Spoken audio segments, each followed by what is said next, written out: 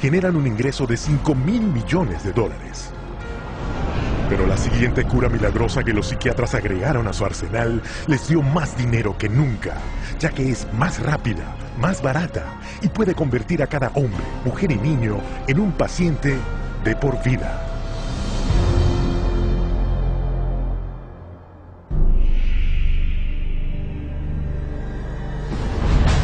A principios de los 50, los psiquiatras descubrieron su siguiente cura milagrosa.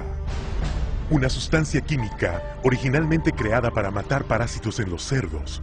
Su descubrimiento entorpecía la función cerebral de un modo similar al de meter un punzón en la cuenca del ojo. Era un viejo tratamiento con un nuevo disfraz.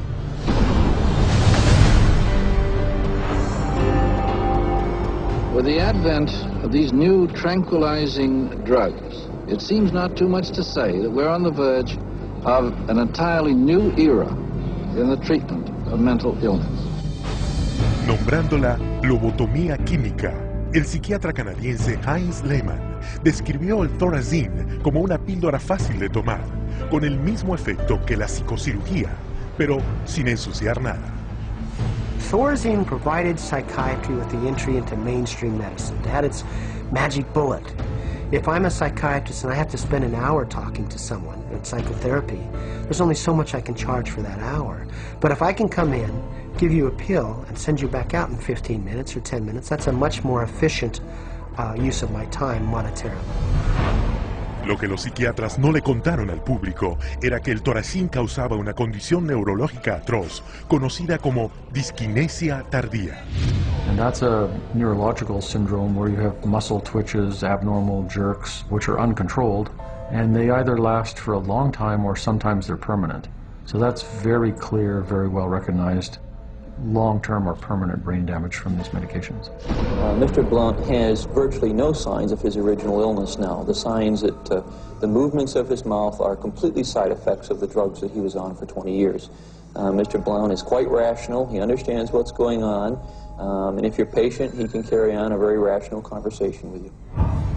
Even when you remove the drug, it may still remain.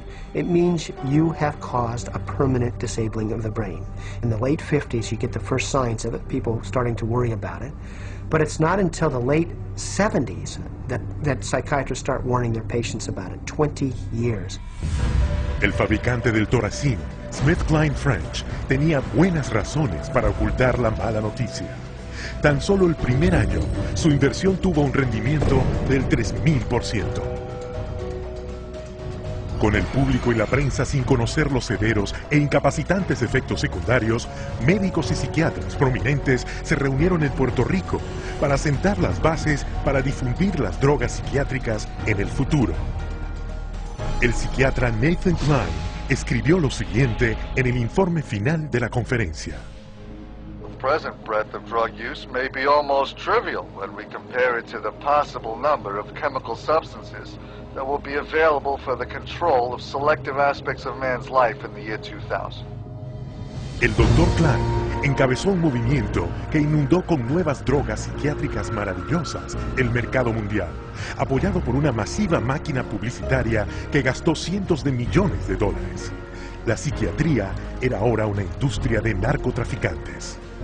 Para 1970, la Asociación Psiquiátrica Americana dependía tanto del dinero de las compañías farmacéuticas que el 30% de su presupuesto anual venía de anuncios de estas en sus revistas oficiales. So we had money flowing to trade organizations, we had money flowing to the doctors, and to their journals. Well, we all know that that is going to influence how they think. The majority of National Institute of Mental Health and National Institute of Health scientists are getting more money from drug companies on the side than their tax-based salary. Con tanto dinero por ganar, todo lo que los psiquiatras necesitaban era una teoría científica para justificarlo. ¿La solución? Un informe oficial que declaraba que todos los problemas mentales derivados del llamado desequilibrio químico del cerebro requerían drogas para corregirlo. This chemical imbalance is one of the greatest fallacies ever foisted upon patients and the public. There is no chemical test to show an imbalance related to any psychiatric disease, whether it's depression, anxiety, what have you. The chemical imbalance is for the benefit of the psychiatrist. It has to be there so the psychiatrist can treat it. Pero las fraudulentas teorías del desequilibrio químico no podían ocultar las crecientes pruebas de efectos secundarios comunes y aterradores, como la acaticia. Akathisia is like an extreme inner nervous agitation. People describe it as wanting to crawl out of their own skins. And this happens with great frequency, and it is absolutely, totally well understood to be associated with suicide and violence and homicide. Tras años de informes de esos efectos secundarios e incontables casos de violencia, automutilación y muerte, en 1991, especialistas en salud, legisladores y el público finalmente obligaron a la FDA a ordenar una investigación. I know with absolute certainty that if Charles had any idea of the side effects of Prozac, he would never have taken it. I had two sons, David Lee, age 8, Billy 16. The wife 20 years, all gone. I'll tell you why. After being on Prozac for 21 days, my wife shot and killed both of these two boys right here. She turned the gun to herself and shot herself twice. I took the 9mm automatic, sat down on the bed and put the gun to my head. And I blew a 4-inch hole out the back of my arm instead of my head. Thank God I was a lousy shot. Had someone looked further into Prozac, steps could have been taken to avoid it.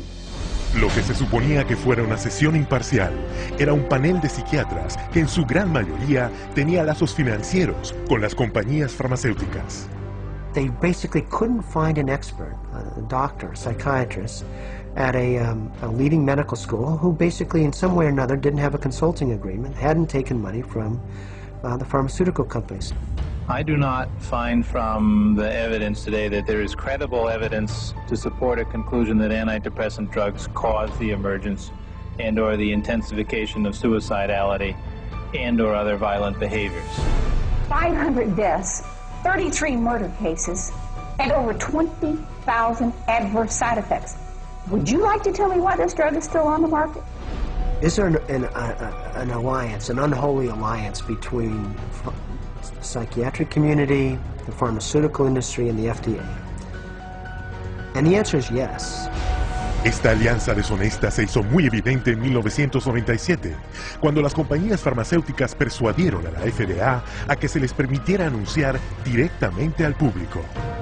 Con los psiquiatras proporcionando aprobación médica, en solo 3 años, la venta de drogas psiquiátricas se disparó casi 2 veces y media. Cuando el número de víctimas de la violencia y el suicidio subió hasta las nubes, la indignación del público obligó a la FDA a publicar etiquetas con advertencias sobre los antidepresivos. Pero para entonces ya habían pasado 13 años, se habían hecho miles de millones de dólares y los psiquiatras comercializaban sus nuevas drogas milagrosas.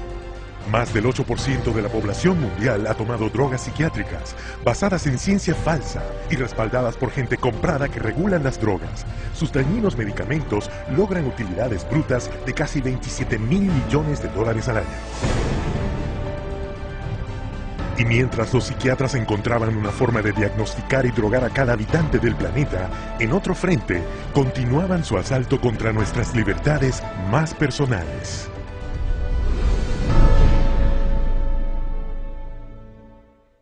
Los psiquiatras exigen el derecho absoluto a determinar qué es lo mejor para el llamado enfermo mental. Después de todo, el enfermo mental está loco y no es capaz de evaluar su propio tratamiento.